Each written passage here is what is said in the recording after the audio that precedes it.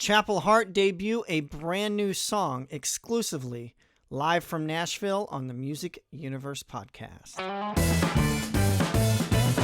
Well, buddy, we have been here all morning at Nashville Coffees, owned by the lovely Nicole. Very creative drinks, very delicious stuff. We've been drinking. I wonder, I haven't had to go to the bathroom yet. We've been drinking all morning, regular stuff, not drinking, but coffee. That's later. And ice drinks, and it's such delicious stuff. So before we get started today, I actually took a minute and I went over and talked to Nicole. She's one of the owners. With her and her husband, they own this place. It's on Music Valley Drive, right next to the Opry Grill, and it's still in that Opry area, just on the other side of the highway. And we talked to her about owning a coffee shop in Music City. So here's just a minute with Nicole from Nashville Coffees. Nicole, the owner of Nashville Coffees. This place is beautiful. You have very creative recipes. When did this come here? When did you start the shop? We opened up almost like 3 years ago. In January, it'll be 3 years. My husband and I came from Washington State, and so we were with coffee for a number of years and then decided to open our own coffee shop. And so why Nashville? He wanted to do music engineering, and so it was either here or LA, and we chose Nashville instead of LA. And so cheaper and a little more friendlier. Yeah. That's what happened with me. So we chose here, and then he worked in a couple studios for a few years, and then we ended up opening the coffee shop instead. Love that. You have such creative recipes. Iced pumpkin pie, iced apple butter latte. Who makes the recipes? Is it you? How do you come up with all these seasonal delicious drinks? It is both my husband and I. We see what syrups are being featured, and so then we pair them with our espresso. Our espresso is local owned from a guy here in Nashville, and so it's all fresh ingredients and stuff like that. So, but we just figure out what would be a good flavor that would pair with all our espresso. Now, this will be my last question, the vibe, songwriters, publicists, people of all stripes, podcasters, come in, set up shop. What is the vibe here on any given day? Do you have people that come in and plant themselves and just, is this a place where creative people come and meet and let it flow? Yeah, so outside of COVID, we normally would have customers that would come in international or just visiting and ask if they could play. We have a guitar up on our stage that we allow customers to just do their dreams while they're here. Sometimes bucket lists get checked off, and so they can play, and just we love coffee and we love music, and so we try to incorporate them together. Love it, Nicole. Thank you very much. You're welcome. See, and that's what I love about this place, the culture. This town, there's culture everywhere. Music permeates, is in the pores of everything. I feel like you drive down the highway and it should be playing a song. Yeah. It's just, I love it here. Oh, yeah. Nashville was home for me for 2 years, and hopefully in the future it can be home again. It's, when you have your sights set on something else that's kind of, doesn't pan the way you hoped it would, you look back and reflect on what you miss about, being here. And it's great. It felt great and strange to be back after 12 years. So I can see you getting a little emotional. I'm excited that we're here and hopefully home again, Hopefully home again. Well, we have a band that wants to call Nashville home. They spend their time in New Orleans and here. They split it. Back and forth, back and forth, back and forth. They are amazing. Oh, absolutely. They were so much fun. You know what? And we'll confess, because the publicist is here and already knows this. We went into this interview nearly blind. I knew that they had a music video out with Billy Gibbons, and that was it. And I've said this before on the show, I love doing interviews blind. I love that. I love learning with them who they are. Because it becomes a reciprocity, a reciprocation of oh my God, I didn't know. And it goes deeper. Yeah, because if you know these things ahead of time, it kind of sometimes cancels the next step to that, which is let's go a little deeper into it. Yeah. Because you're already expecting the answer that they're giving you. And I kind of put them on the spot. They were really cool about it. We're going to end the entire episode with a debut performance. It's a snippet of a new song, but they were gracious enough to grab a guitar and perform it with us, and you'll see the tease on social media. But it's Chapel Hart on the Music Universe podcast. Chapel Hart, welcome to the Music Universe podcast. What a beautiful name. Tell me about your group name. I've been wondering about that since we booked this. The name Chapel Hart, so we grew up in Poplarville, Mississippi, in a small community called Hart's Chapel. And that's basically where all of our family lives. That's where our home church is, and that's pretty much where we grew up. So when we were picking a name, we wanted something that, represented all of us really well.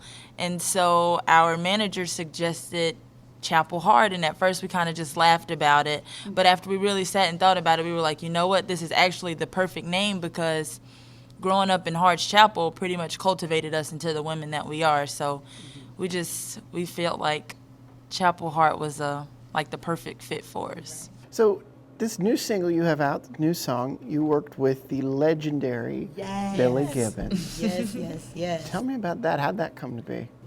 So we actually share a booking agent. Our booking agent, Jeff Hill, was ZZ Top's booking agent. And whenever he first took us on, he had sent Billy some of our music previously, because he just knows that Billy loves good music. And he sent him the music, and he was like, oh, wow, this is great. This is awesome. And then he sent him a picture of us afterwards. He's like, wait a minute, what is going on? Are you serious? Like, what? And he was like, these ladies are amazing, and like, whatever I can do to help, I want to be a part of it.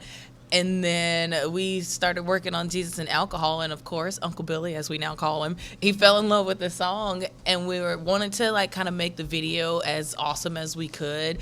And we wanted to get some like really, really good cameos, and we were like, well, he said whatever we needed, and he said, just give me a time and place, and I am there. We're those people that like you can't tell us like, oh, if you need something, let us know, because we will let you know. And so, if I'm not mistaken, I think that ZZ Top was getting ready to start their residency in Vegas, and when COVID came, everything got shut down, and so he was like, yeah, guess I'm going to Nashville to help these ladies. So he came over, and originally he was supposed to just have like one scene in the video, and like a scene and a half. And he got there, and he did his scene, and they were kind of like packing his stuff up to go, and he was like, well, just hold up 1 minute. I think I might have a couple more ideas. And we were like, yes, stay. So he ended up staying the entire time, and he was just so good, and he signed stuff, took pictures. He was just amazing. He's probably one of the most down to earth people that as cool as he seems, is as cool as he is. We've tried getting him on the show. I guess we should go through you guys. There you go. You guys, Uncle, we need a face. well, by the way, I have to, just hearing the names of your songs, Jesus and Alcohol, You Can Have Him, Jolene. Yes. My gosh, I could tell they're great songs just by the names. Right? What inspires you, and you won Mississippi Songwriters Contest, what inspires your writing? Oh, first of all, we're still just kind of shocked that, that we are the Mississippi Songwriters of the Year. We're like, are you guys sure? Like, we can give this trophy back. You just got to be sure. So, just what an honor to be that. And I think that there's so much that inspires a songwriting, and it kind of helps that there's three of us, and so there's so many things to pull from. Like, everybody has their own issues. Everybody, we celebrate together. We go through ups and downs together. So all of that, I think you can hear in the songwriting, and even just kind of everyday life. We wrote You Can Have Him, Jolene, but we started at Dolly's song Jolene, and then Kim came, I think, in around about 2016 or 17, and she had a song called Diane, which was Jolene saying, well, look, I didn't even know he was married. He didn't tell me. Like, we need to sit down and talk about it. And I was like, we got to get in on this Netflix series. This is amazing. And so, and I kind of thought, I was like, if Diane's gonna go, like that means she's gonna have to use her lunch break. She's a hardworking woman. She's got to go on lunch, sit down and talk to this girl, go back to work with all this on her mind. And so she just decided, you know what, you can have him, Jolene. He was too much trouble for me to keep him. You can keep him home, good. So I mean, it's just a fun song, and we can't wait to release it. I'm terrible at keeping secrets, so nobody ever tells me anything, and they don't give me the music because I will for be the like, best. listen at this. How important is country music, the history of country music in this town, to what you do? I feel like it definitely plays a large part in just us on this journey in general, because we grew up in South Mississippi where country is just life. There's no type or genre of music that we can identify with more, but we started out musically in New Orleans, which 99.97% of the people were like, what are you doing? Don't sing country in New Orleans, because it's not really done. And so eventually we took the leap and started coming back and forth to Nashville, and being able to be in a community that's surrounded by the things that we love, the music that we love, and that has the same values that we grew up with and live with. It kind of just makes the music that much more impactful and more genuine. It's funny, I think most people think we live here just because we spend so much time here. I was about to ask what was the move to Nashville like, but in progress still.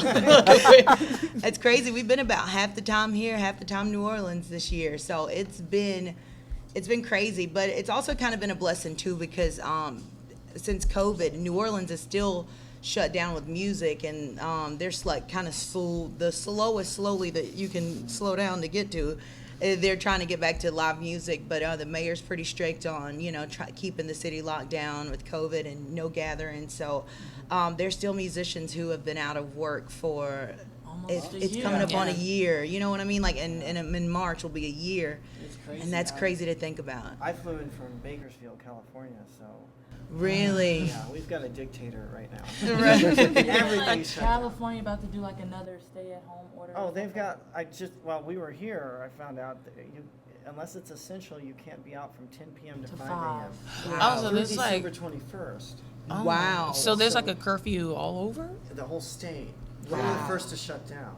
Thanksgiving, people are going to rebel. But anyway, I mean, to hear that California's not the only one, Right. it's kind of wow, this thing's bigger than everybody. Right. Nobody ever thought music would ever be shut down.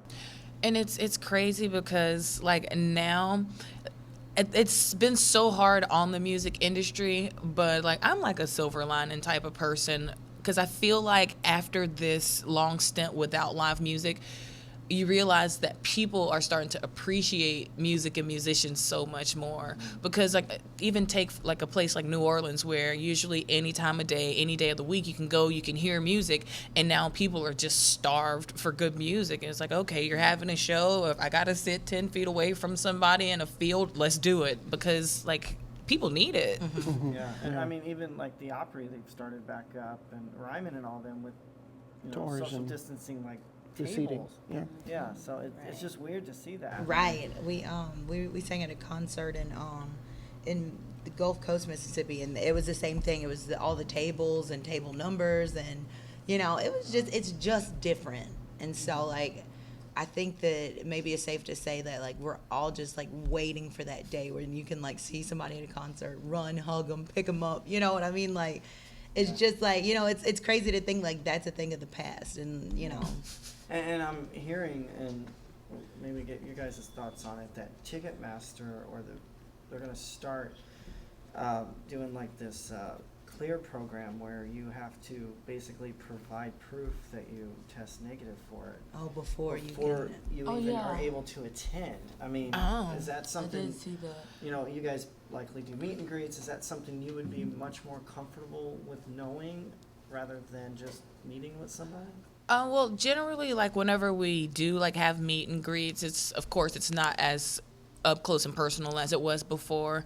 And when we have them, there, I have to give it up for our fans, because it only takes like saying something or like mentioning it, but they make sure they come with masks and, you know, stay distanced, and a lot of venues like require it anyways. But I don't know, because I think it sounds comforting, but also like red tape, because even if you like the time it takes to get the results back to go to a concert, you might have gotten exposed. So Right. You know.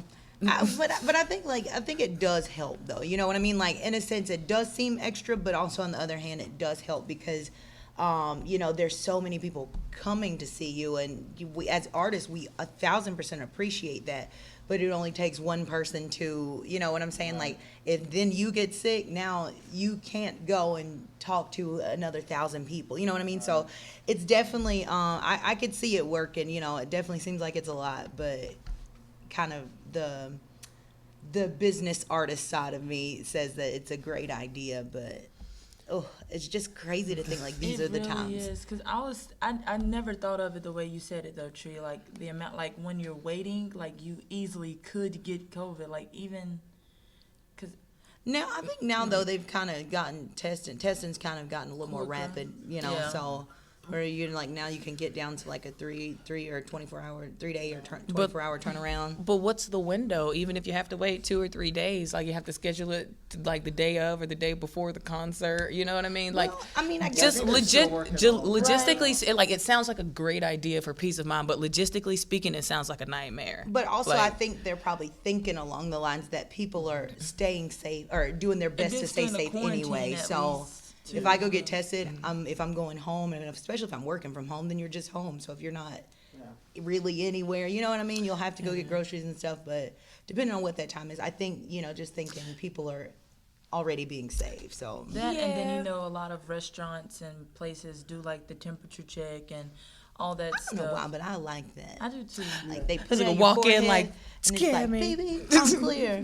You know what I mean? You feel like a superhero. It's a gun. It's Yes. It's like in my mind, it's like a little phaser. Russian roulette thermometer style. Well, I mean, you guys are, Oh no, not you. You get to leave. Goodbye. and you guys being big Dolly Parton fans, I guess you heard that she donated towards, you know, the, Yes, Moderna. the COVID, Vaccine. the vaccine. Oh wow, I didn't know that. yeah. Okay. Then she did like $1 million or Yeah. something towards it, and so So I mean, was like, Dolly that's- Parton might be rescuing all of us. Right. Save us, Dolly. Dolly, our And savior. see, music saves. I want to ask you 2020. this, and if this is a little too heavy, please tell me, because we don't do gotcha. It's too heavy. No. But does country music have to reckon with race relations? Let's see. You nodded right away. Right. Sure No, you here, are. go ahead. Yes, I think it's definitely, it's almost like the elephant in the room, and like a lot of people just walk in and just, you know, scoot past it, and like, but I think that especially with the way that we perform in our music and the way that we interact with our fans, like sometimes it is a barrier. Of course, it's the first thing you see before you hear anything. You usually see our faces. But it usually only takes one song for all of those barriers to fall down.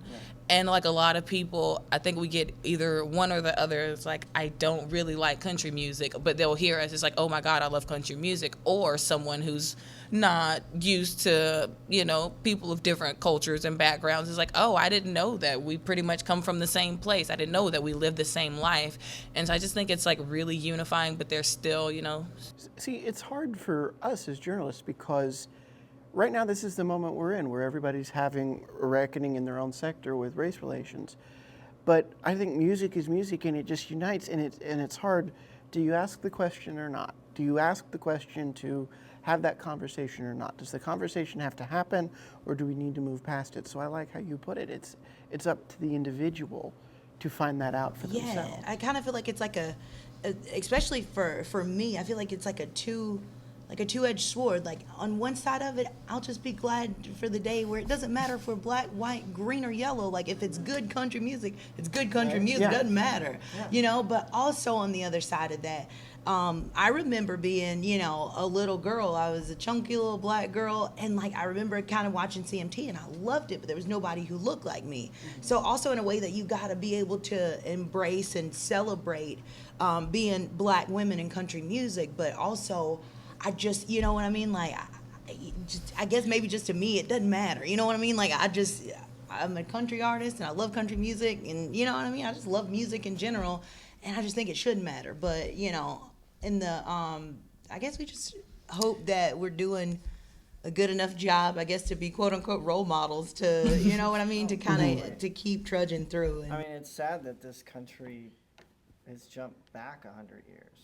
right, That you know? we even have to have these discussions. Right, and but you know, I'm also grateful that the discussions are being had, because sometimes people just don't know. You know what I mean? Like, you know, or they don't know. A lot of times, like we go to certain places and we'll go to like little honky tonks, and like people will say things and really mean, you know, not mean anything harsh by them, but that's just all they know. So it's an opportunity to be like, oh, you know what I'm saying? Like that's inappropriate. You know what I mean? Or you can kind of, you know what I'm saying? That you can have the conversation, but without it being so like, you know, you're racist, you know, being the first thing to come out. And it's like, no, let's talk about it. Like, you know what I mean? Like, let's And that's what's help sad each other. Anytime somebody mentions something, a lot of people jump to that, you're racist. Right. And I was like, people are entitled to have their opinion about, you know what I mean? Doesn't Whatever. But mean it doesn't anything. mean, you know, all of it doesn't mean that you're racist, and, you know, and I don't know, maybe some of it does, but even if you are, at the end of the day, it's who you are and what you choose. So, and that's okay, you know? Yeah. Muscle Shoals. Recording in Muscle Shoals. Tell us about that. So, what month was that? I have no clue. Well, let's just say September sounds like a solid month. Around March the October. 200. Right. I want to say It was the October. beginning of October. I don't know. So we ended up winning 2020, like we said earlier, 2020 Songwriter of the Year. And one of the, Mississippi songwriter. what did I say? So, just Songwriter? Yeah. Yeah, because I was Look, like, I'll yeah, take it. everybody. worldwide songwriter of the year title. Quarantine, guys. Right. Yes. So one of the advantages or winning The prizes, yeah, yes. one of the prizes was that you can go record in Muscle Shoals, Alabama. And prior to that, I had no clue about how much or how many amazing artists have come through Muscle Shoals to record. Like anybody, Aretha Franklin, the Staple Singers, like Hank Williams Hank Jr. Williams from- Like, it was just, there's so much. Leonard Yes, Skinner. it's- Even Demi Lovato was there last year. Like everybody has Yeah. recorded their share. And it's just, Steven I think Tyler. that, you know, like, you don't realize how much music culture is there, and Right. it's such a small town, but the culture is still there, even in the locals. And I mean, like, it's just one of those places that you go, and it is amazing that's still there. You know what I mean? That culture's still there. The people are still there. That they still crave good music. Like, we went and we were like, I felt like they made us superstars overnight. Like, we were just like, you know, like, people are, they're still on our Facebook pages. They still check in with us. I've got a lady who tells me good morning, and, you know, I hope you're having a great day. We miss you down in Muscle Shoals. We love you. And so it's like a little, It's like a family almost. It's like like everybody knows everybody. It's almost like our hometown. Everybody knows everybody in some kind of way. You're all related, and you where know. did we go for lunch? We went to somewhere for lunch, and literally the entire town came, and we sang a couple songs, and was it it was at just like, Stefano's? No, Or- we did go to Stefano's. Is it? It's a chicken place. Yeah, Skip. No. Champy's. Champy's, Champy's yes. now. Champy's Shout chicken out to and Champy's. Muscle It was really Shoals. good, But like you said, it was almost like a family reunion at the Like- chicken place. Like everybody. Somehow they it were got out. waiting we were for going there us. for lunch, and literally we pulled up, and it was like packed. I'm like, well, are they all here for Champions, or are they here for us? Love that. Well, that is it for the interview, but we're going to close this out with a world premiere, I guess, of, Yes. of your song, You Can Keep Him, Jolene. 1, 2, 1, 2, 3, 4.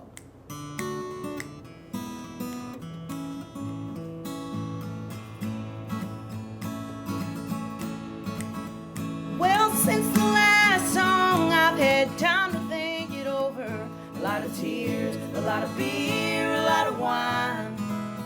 I spent so much time believing that midnight phone stopped ringing, but you'd leave the room and answer every time. Well, it didn't seem so easy with that broken glass in pieces, and you holding me and saying you were wrong. Well, I'm tired of second chances and these sad-ass circumstances. He's your problem, good luck keeping him home. Oh, Jolene, you can have him 'cause he don't mean much to me. I've cried so much till rivers turn to seas. Oh, Jolene,